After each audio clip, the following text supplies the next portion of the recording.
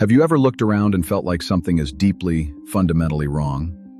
Not with any one thing, not with a particular politician or a specific company or some cultural moment you can point to and blame, but with everything.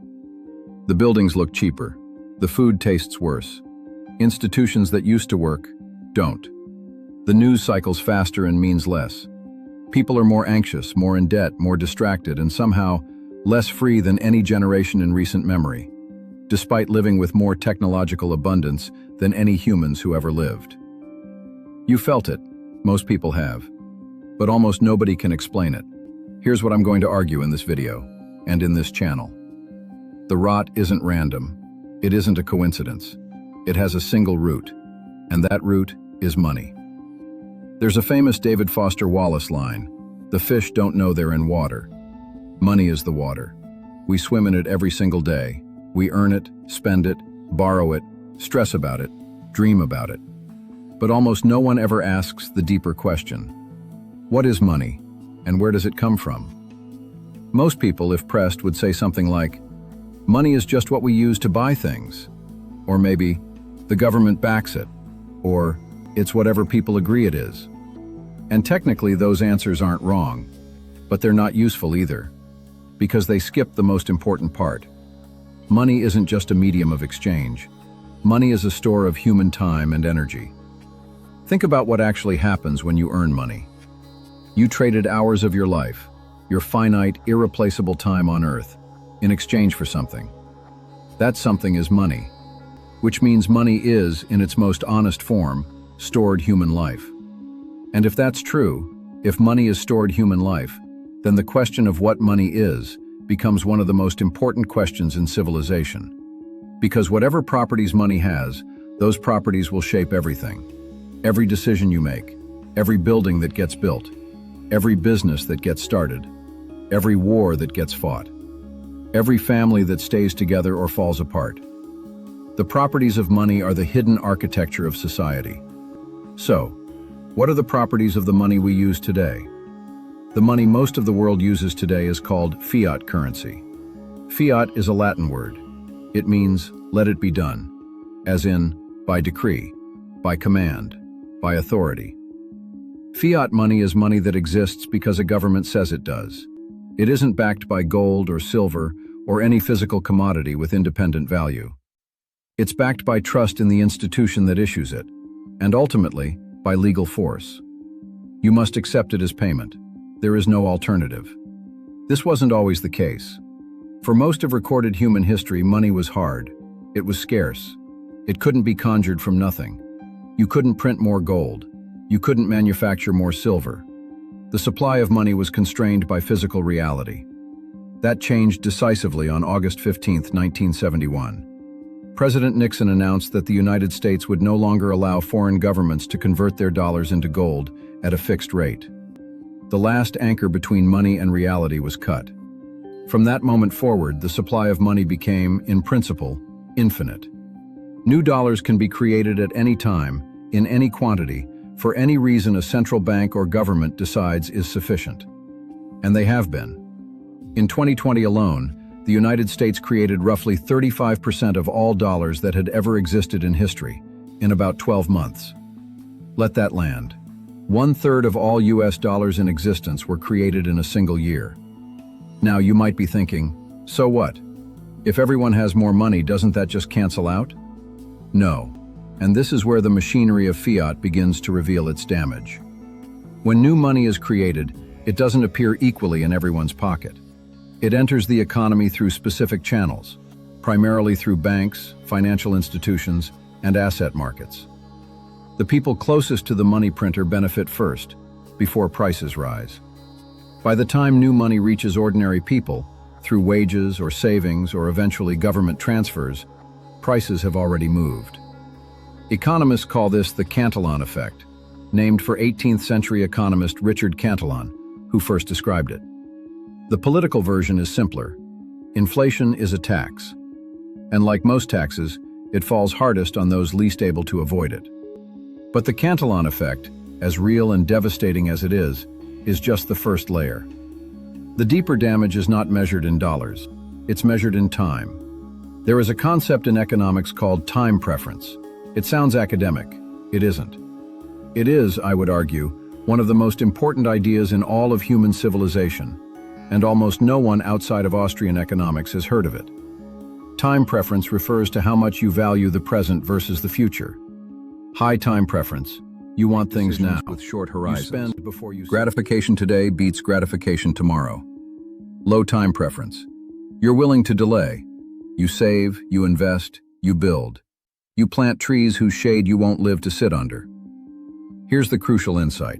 The properties of money directly shape a society's time preference. Sound, hard money, money that holds its value over time, rewards saving. If your money today will buy more tomorrow than it does today, you have a reason to wait. You have a reason to think long-term. You have a reason to build cathedrals. And that's not a metaphor. The great cathedrals of Europe, Notre Dame, Chartres, Cologne, took generations to build. Decades, sometimes centuries. The architects who designed them knew they would never see them finished. The workers who laid the first stones were long dead before the spires rose. That kind of long horizon thinking doesn't happen in a vacuum. It happens inside a civilization with low time preference. A civilization whose culture, including its money, encouraged sacrificing the present for a better future. Now think about fiat money. Fiat money is designed to lose value over time. That's not a bug, it's a stated feature. Central banks explicitly target 2% annual inflation. They want you spending, not saving. They want money moving, not accumulating. An economy where people save is, in their framework, a problem to be solved. What happens to a civilization when its money actively punishes saving and rewards spending? Time preference rises. Horizons shrink. Decisions that would have been made with a 50-year horizon get made with a 5-year horizon, then a 5-quarter horizon, then a next quarter horizon. And you can see the results everywhere once you know what to look for. Before 1971, the average American building was built to last. Brick, stone, thick walls, craftsmanship in the details. Walk through any pre-war American city and you can feel it. These buildings were built by people who expected them to stand for a century. After 1971, something changes. Drywall, drop ceilings, strip malls, glass and steel curtain walls that look impressive for a decade and then age terribly. Buildings designed with a 20-year financial model in mind, not a 100-year human one. This isn't an aesthetic accident. It's a time preference signature. The industrialization of food didn't begin in 1971, but it accelerated dramatically afterward. Cheap money funded cheap food systems. Corn syrup, seed oils, ultra-processed products engineered for shelf life and margin, not nutrition or quality. The time horizon of food production collapsed. A small farmer growing heirloom varieties with a 10-year relationship to his soil cannot compete with a corporation optimizing for next quarter's commodity prices. Art under hard money civilizations was built to last, to communicate something across generations. The Sistine Chapel, Beethoven's symphonies, Shakespeare's plays. These were works made by people who believed the future was worth speaking to. Contemporary art, at its worst, is the opposite: transactional, ironic, self-referential, and designed to be consumed now and forgotten. Not because artists are less talented, but because the cultural substrate of low time preference has been slowly eroded. When you don't believe the future is worth building for, you stop making things that speak to it. The family is the ultimate long-term institution. Raising children is a 20-year project minimum. Building a family culture, values, traditions, shared identity, is generational work. It requires extraordinary low time preference. Since 1971, birth rates in every developed country have collapsed below replacement level. Divorce rates spiked and plateaued. Marriage rates have declined for decades. Single-person households are now the most common household type in America. You can blame culture. You can blame any number of things. But underneath all of them is a foundational economic reality. When money loses its value, the future loses its value. And if the future loses its value, the most future-oriented institution humans have ever built, the family, loses its foundation. Governments, universities, hospitals, churches, The institutions that once operated on century-long time horizons have been captured by short-term incentives. Universities run on 18-month budget cycles. Hospitals optimize for reimbursement codes. Politicians think in 2- and 4-year election windows. Corporations exist to satisfy next quarter's earnings call. Every institution you trusted and watched fail is failing for the same reason. The money is broken, and broken money breaks everything it touches. On October 31, 2008, in the depths of the financial crisis, an anonymous person or group calling themselves Satoshi Nakamoto Bitcoin published a peer-to-peer electronic cash system.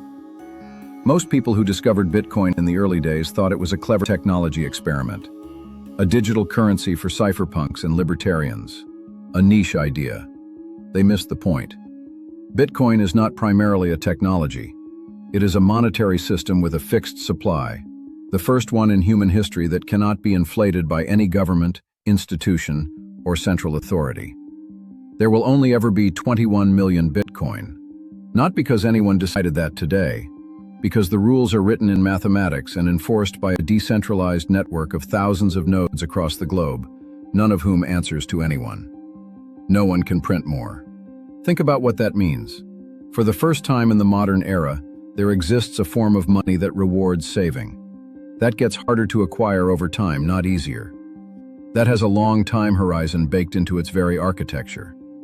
Bitcoin is not just a new currency. Bitcoin is a new time preference. And if time preference shapes civilization, if the properties of money determine whether we build cathedrals or strip malls, whether we plant trees or cut them down, whether we think in decades or quarters, then Bitcoin, if it succeeds, will change everything. Not just finance, not just payments, everything. The architecture will change, the food will change, the art will change, families will change, the institutions will change, because the water will change. That is what this channel is about. Not price, not trading, not which altcoin is going to 10 times next month. This channel is about the deepest question in civilization. What is money? And what does it do to us? We're going to explore Bitcoin through that lens. We're going to look at architecture and food and art and governance and family and time.